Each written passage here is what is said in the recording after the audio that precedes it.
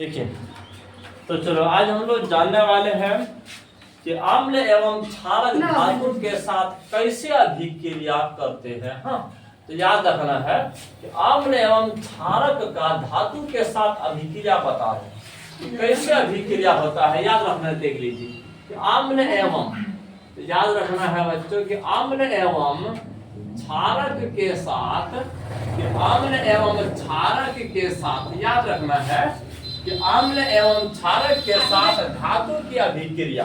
देख लीजिए, आम्ल एवं क्षारक के साथ धातु की अभिक्रिया, धातु की अभिक्रिया, ये सब बात को याद रखना है कि कैसे अभिक्रिया करते हैं आम्ल एवं क्षारक धातु के साथ। धातु समझते हो कि नहीं, मेटल के साथ कैसा अभिक्रिया दिखाते हैं, कौन, तो आम्ल और क्षारक। हाँ, तो सबसे पहला वाला बात, यह बात याद रख लेना है कि आम्ल अगर धातु के साथ अभिक्रिया करेंगे तो लवण बनेगा और हाइड्रोजन गैस निकलता है। क्या निकलता है?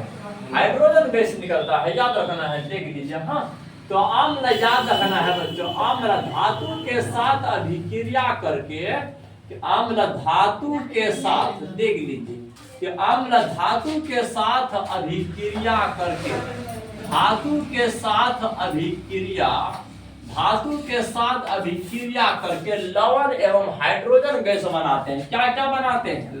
कि लवण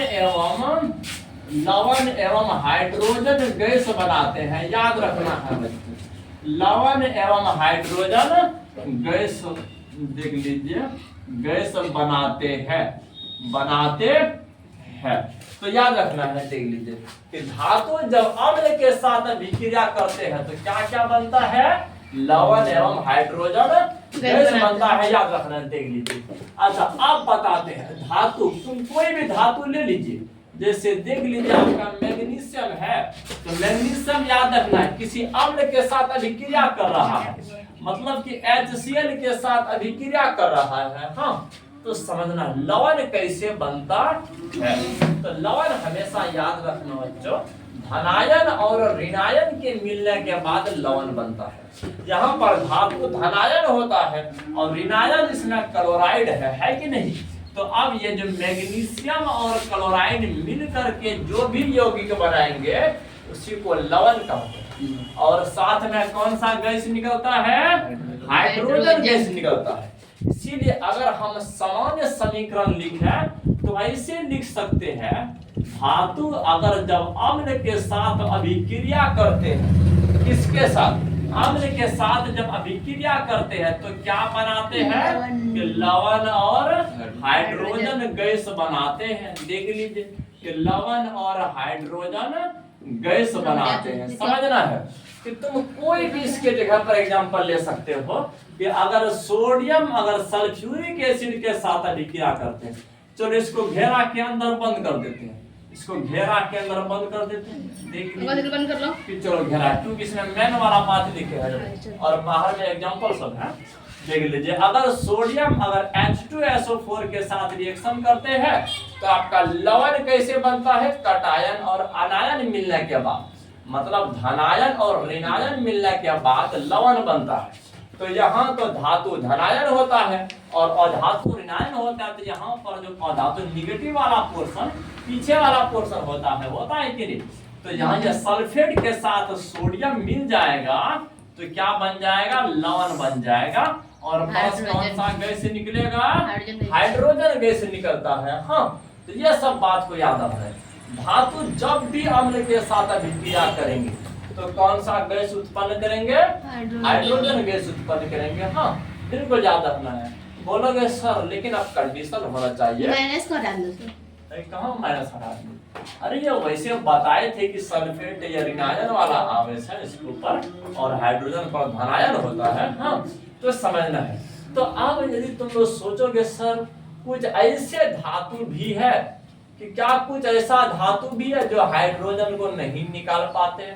बिल्कुल है, जो हाइड्रोजन से भी खड़ूस कहलाते हैं, हाइड्रोजन से भी ज्यादा क्या कहते हैं? वो इनर्ट कहलाते हैं। देख लीजिए, अगर मान के चलो या कॉपर बाबा जब किसी अम्ल के साथ अभिक्रिया करेगा ना रे, तो बिल्कुल यह अभिक्रिया ही नहीं होगा। समझना है। अगर कोई सिल्वर चाचा अभिक्रिया करते हैं ना तो अभिक्रिया ही नहीं होता, ये सब अभिक्रिया नहीं होगा। हाँ, ये सब का नहीं होगा, देख लीजिए। तो जैसे जितना भी है सिल्वर है, गोल्ड है, जो हाइड्रोजन, आखिर बात क्या है इसके पीछे, तुम लोग को पहले ये बात बताते हैं।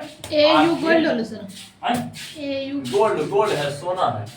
देखिए सोना किस प्रकार से दिखाते हैं हम लोग, और एजी से चांदी को दिखाते हैं, और सीयू को कॉपर से दिखाते हैं। हाँ, अब बात यह है कि ये सब कस्टमर अम्ल से हाइड्रोजन को क्यों नहीं निकाल पाया, जानते हो? जहाँ हाइड्रोजन समझना अपचयित होने वाला रहता है ना रे, तो हाइड्रोजन से पहले अपचयित यही सब हो जाता है।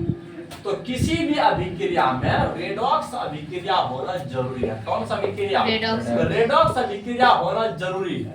तो मतलब कि अगर किसी अभिक्रिया में किसी एक तत्व में उपचयन हो रहा है तो कन्फर्म समझ लीजिए दूसरा तत्व में अपचयन होता होगा। हाँ, याद रखना कि किसी भी तत्व में, उसी अभिक्रिया में किसी कोई भी ऐसा भी तत्व होगा तो जिसमें अपचयन होता होगा। हाँ, बिल्कुल ये सब कहानी को याद रखना है। तो अब यहाँ हाइड्रोजन रिलीज होता है, हाइड्रोजन जनरली अपचयित होता है। अपचयित का मतलब कि यह अपना जो ऑक्सीडेशन वाला संख्या है उसको कम करता है। यहाँ पर हाइड्रोजन के माथा पर +1 होता है, और जब हाइड्रोजन H2 के फॉर्म में जाते हैं तो 0 आ जाता है। मतलब कि ये जो ऑक्सीडेशन का संख्या है या घटना अपचयन कहलाता है। लेकिन अगर कॉपर रहेगा, सिल्वर रहेगा, गोल्ड रहेगा तो हाइड्रोजन से पहले अपचयित यही सब कस्टमर हो जाता है। और हाइड्रोजन को उपचयित होने का आदत नहीं है, अपना ऑक्सीडेशन नंबर बढ़ाने का आदत नहीं है, इसीलिए अभिक्रिया ही नहीं होता है। क्या होता है? अभिक्रिया ही नहीं होता है। याद रखना है, एग्जाम में से क्वेश्चन आ जाए कि कॉपर अगर HCl के साथ अभिक्रिया करेंगे तो क्या बनेगा, बोल देना कुछ नहीं बनेगा, है ना रे। अभिक्रिया ही नहीं करेगा तो कहां से बनाएगा? हाँ, वही अगर पोटेशियम चाचा रहे, ये सब तो हमारा करीबी मित्र है। देख लीजिए, अगर ये HCl के साथ अभिक्रिया करेगा तो क्या बनेगा? पोटेशियम क्लोराइड बनेगा और आपका हाइड्रोजन गैस निकालेगा, है कि नहीं?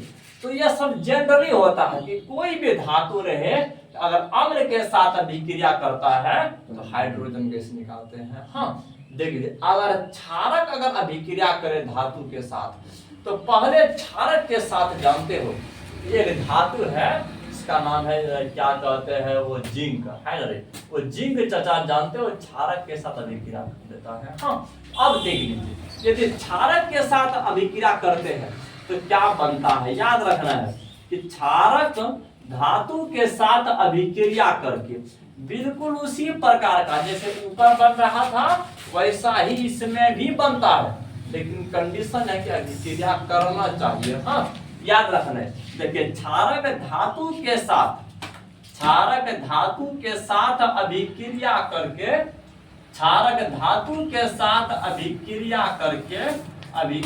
करके लवण बनाते हैं। देख लीजिए, लवण एवं हाइड्रोजन गैस बनाते हैं। याद रखना है, लवण एवं हाइड्रोजन गैस बनाते हैं।